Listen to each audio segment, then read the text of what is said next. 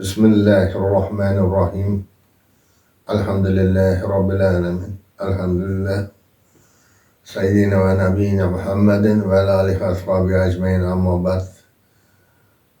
Assalomu alaykum aziz kuzatuvchilar, aziz obunachilarim, aziz Rahmon kanalining muxlislari. Bugungi chiqishimizda mavzuyimiz mas'uliyatni his qilish haqida bo'ladi. Hammalaringa zarur bir shu kunlar voqealari bilan chiqamiz. Iltimos oxirigacha ko'rishga harakat qilinglar. Ahamiyat bersalaring, men hech qachon like yoki obuna haqida gapirmayman. Ixtiyoriy hamma xolasa like bosyapti, xolasa obuna bo'lyapti, bo'lmasam yo'q. Uni nimaligini endi bu blogerlar orqali tushundimki, agar sizlar qanchalik ko'p like bossalaring, shunchalik kerakli joyga yetib borar ekan. Agar obuna bo'lsalaring, men kam chiqaman, oson topib olasizlar. Har chiqishimdan boxabar bo'lib turasizlar. Iltimos like va obuna tugmachasini bosib qo'yasizlar. Endi bir marta iltimos qildim.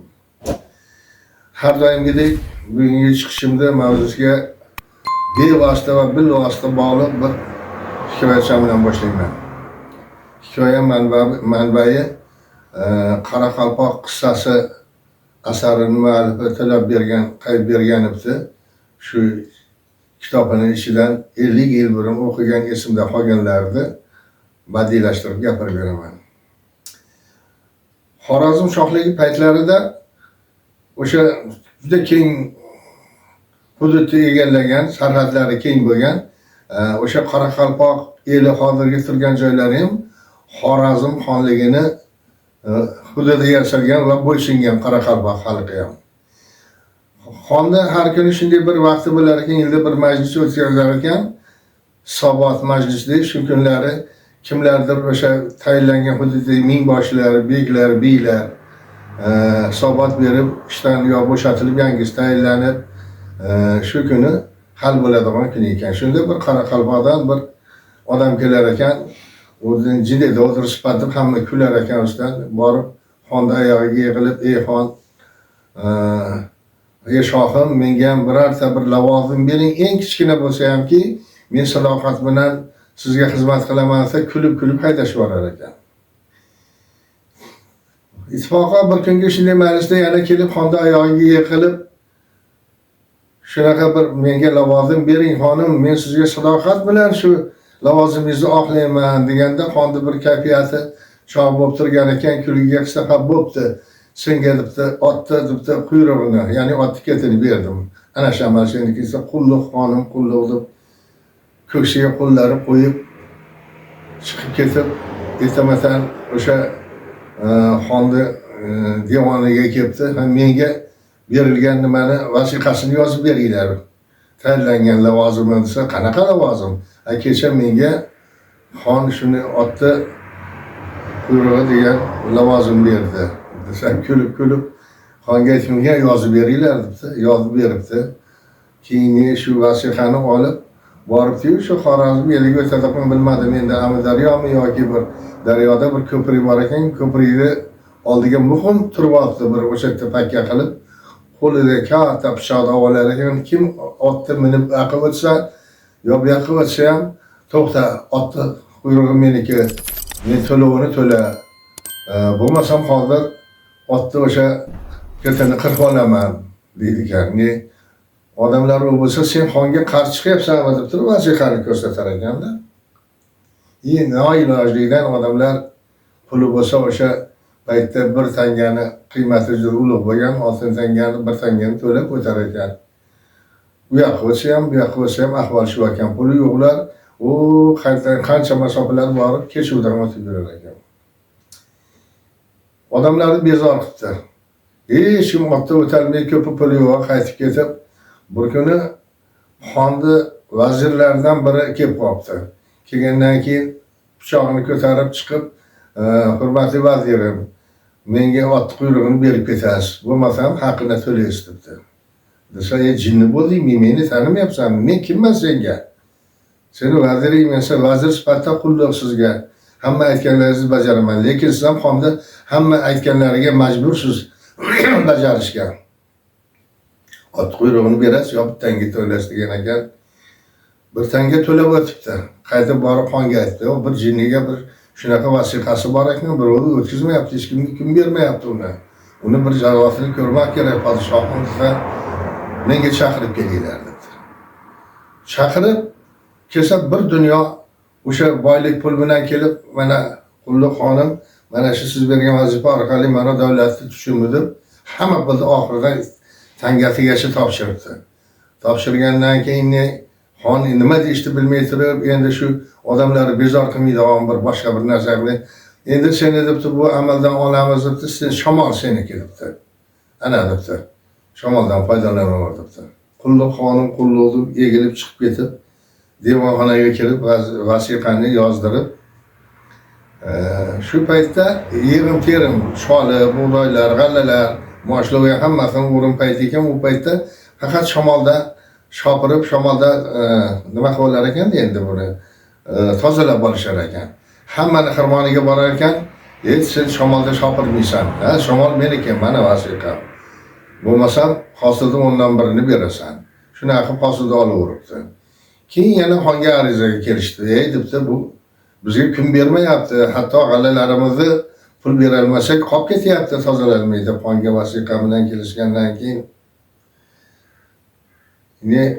xon yana chaqirtirgan ekan, menga debdi 100 ta tuya jo'nating debdi. Keyin boraman. 100 ta tuya jo'natgan keyin 100 tuyaga g'alla donlarni yuklab olib borib, qulluq xonim mana siz vazifangiz orqali xonni xazinasiga tushadigan men donlarni olib keldim degandan keyin xon jiddiy o'ylab qolibdi. Qaranglar debdi, biz davlat deb bergan odam hech yo'q joyda narsalardan shunchalik davlatga foyda keltiryapti. Qolganlar nima qilyapti deb turib, ey debdi, sen debdi o'sha Qoraqalpoq elini bosh begisan, ya'ni bosh beg. Kimni ishga qo'yib, kimdan olisham seni ixtiyoringda bor, xizmat vazifangga kirish degan ekanlar. Nimaga men bu qissani aytyapman shuncha so'zim? Qissadan qissalar bor. Aytaylik, bir kasb egasini olaylik, misol Gayi deymizmi? O'sha Gayini olaylik. Gayi yo'lda turibdi. Katta tezlik umuman taqiqlangan joyda bir mashina kelyapti. To'xtatuvdiki, o'zini boshlig'i yoki o'sha Gayi boshliqlaridan biri bir polkovnik tushib turibdi ichida. Haliginga ses berib turib, o'rtoq polkovnik, siz yo'l qo'ydasi ma'lum bandini buzdingiz. Sizga jarima qo'llanadi deyaladimi yo'qmi? Mana qissa. Bizning kadrlarimiz qanday ishlayapti hozir? O'sha qo'yilgan vazifasiga loyiqmi, mosmi, yo'qmi? Qachon kirsangiz kompyuterda karta o'ynab, yo boshqa narsa o'ynab o'tirgan bo'ladi. Mana endi haqiqiy holatni o'zim orqali sizlarga tushuntirib berishga harakat qilaman. Men bu haqida internetga qo'yganman, kimdir ko'rdi, kimdir ko'rmadi, qiziqmadi, yana ozgina tushuntirib berib o'taman. Shu yil 16-dekabr kuni borib pasportimni ID kartaga almashtirdim. 17-kuni o'sha ID kartaga o'zimni va bola chaqalarimni qo'yish uchun o'sha birinchi kabinetga kirganimda ID kartani ko'rib turib, kadastr hujjatiga solib, siz o'lgan ekansiz degan gaplarni aytgandim. Bu haqida aytganman.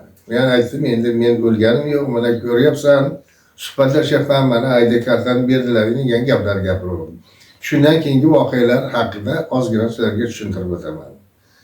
Shundan keyin bu ishni o'sha militsiya podpolkovniki Farhodjon degan yigit shug'ullanyapti. Juda bir o'z vazifasiga mas'ul, kichkina katta narsa demay nima qiladigan, shug'ullanadigan yigit. Rahmat u yigitga. Menga ko'p telefonlar bo'ldi. Birinchisi yana o'sha o'zlaringga aytganim soliqdan bo'lib yangi qirralar ochildi. Yangi qirralar ochildi. Meni kadastr hujjatim yo'qligi, uchun menga o'sha soliq stavkasi oshirilganini, to'lamasam sudga chiqishlik haqida gaplar keldi. Men aytdim, yo'q, meni kadastr hujjatim bor, 2 ta uyim bor, 2 o'gam bor. O'sha bizga hududda xizmat qiladigan yigitning qo'lida rasmlari ham bor. yana ikkinchi guruh nogironiman, uni rasmlari ham bor.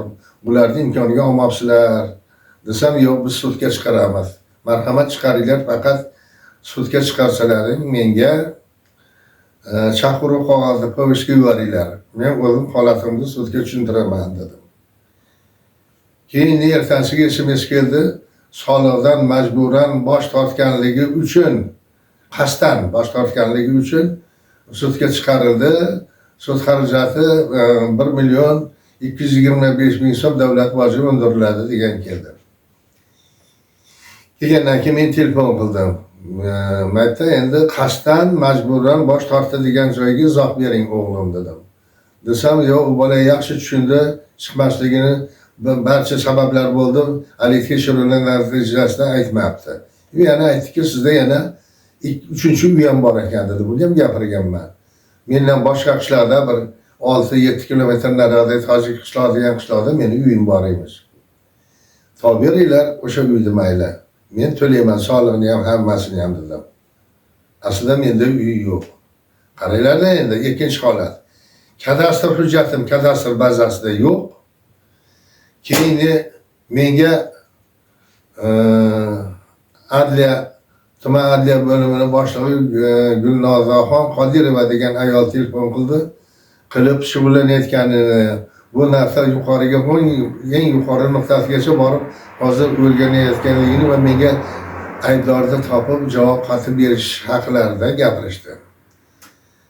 Endi men aytdimki, qizim, Alloh ham kechiradi. Agar o'sha bilmay beixtiyor xato qilib qo'ygan bo'lsa, men kim bo'lsa ham kechiraman. Lekin qasddan qilgan bo'ladigan bo'lsa, ular jinday manzilda adashib qolibdi. Unga chiroyli tushuncha berib qo'yaman degan gaplarni gapirdim-da. Endi qaranglar. Nimani pasport stoli bazasida men umuman bu dunyoda yo'q odam, o'lgan bo'lib chiqyapman. Soliqni bazasida 2 ta kadastr hujjatim ham yo'q, ko'rinmayapti va 3-chi uy menda mavjud bo'lib chiqyapti. Kadastr o'zini boshqarmasida men kadastr bajarilmagan kadastr yo'qlar qatorida chiqyapman, bazada yana yo'q. Qaranglar qancha xatolik. Qayerdan bo'lyapti? Hozir Gulnozaxonda aytishi bo'yicha shunaqa. O'shalarda ham yo'q ekanman. Oxiriga yetishga shug'ullanib yuribdi. Bu hammaga zarur narsalar gapiryapman. Bitta o'sha mas'ul lavozimga tayinlangan bir o'g'limiz, nabiramiz o'tirib olib, mas'uliyatsizlik oqibida qilib qo'ygan xatolar haqida gapiryapman. Bitta meni o'zimda da shunchalik xato oldin ham so'raganman. Sizlarda ahvol qanday? Agar shunaqa bir holatlar bo'lsa, men aytdimki, borib to'g'rilab kelasiz, kadastrdan deb soliq aytyapti. Men hech qachon bormayman dedim. Meni oldimga ular kelsin dedim. Xatoni ular qilgan. Mana kadastr hujjatimni qo'liga berib qo'yaman dedim. Soliqqa ham shu gapni gapirdim. Kerak bo'lsa meni oldimga kelasizlar. Bitta mutaxassis men bilan suhbatlashadi, hamma hujjatlarimni ko'radi, shunga qarab xulosa qilasizlar dedim. Men-ku shunday imkoniyatim bor ekan. Qolgan bir bechora huquqini bilmaydiganlar nima bo'lyapti ekan deb o'ylayapman-da. Sizlarda nima bo'lyapti? Sizlarda ham shunday ahvollar bormi? Agar bo'lsa men o'shani yoritishga tayyorman. Hech qanday bir shartlarsiz o'zimni kanalimda chiqarib, o'sha hal qilishga sizlar bilan birgalikda harakat qilamiz. Bugungi chiqishdan asosiy maqsadim shu xolos. Sizlarni boshlaringni qatirib o'tirmayman. Aytinglar, sizlarda vazalaringda hamma yo'q, to'g'rimi? Ha, yana bitta holat qolib ketibdi. Bu qiziq. Menga 5 yil davomida SMS keldi. Gazdan 1.800.000 qancha ming qarzdorligim haqida. Sudga chaqirib sudga beramiz degan do'q-po'pisalar keldi. Tep qo'ydim, qani sudga boringchi, nimaga uni deyapman? Bizda umuman tabiiga tushmagan, hech qachon bizni qishloqqa kelmagan. Qanaqasiga qarz bo'lib qolaman? Mana shunaqa holatlarda endi bu kimlar ishlayapti davlat lavozimida? Men bekorga yuqoridagi hikoyani keltirmadim. Agar har kim o'z lavozimida muhim turib chindan ishlaydigan bo'lsa, lavozimda katta kichigi bo'lmaydi. O'sha kichkina lavozimda ba'zida turgan ham kerak bo'lsa o'zini boshlig'i unga hisob beradigan qilib qo'yiladi. Shu hozirgi shunday kadastr sohasida, soliqda, ichki ishlarda, boshqa sohalarda ishlayotgan o'g'illarim, nabiralarim, o'zlaringni ustilaringda ishlanglar. O'zlaringni ustilarida chiroyli ishlasalaring, kelajaklaring oldinda. Yuksak lavozimlarda ham ishlashlaring mumkin. Asosiy gaplarim shulardan iborat. Assalomu alaykum va rahmatullohi va barakatuh. Salomat bo'linglar.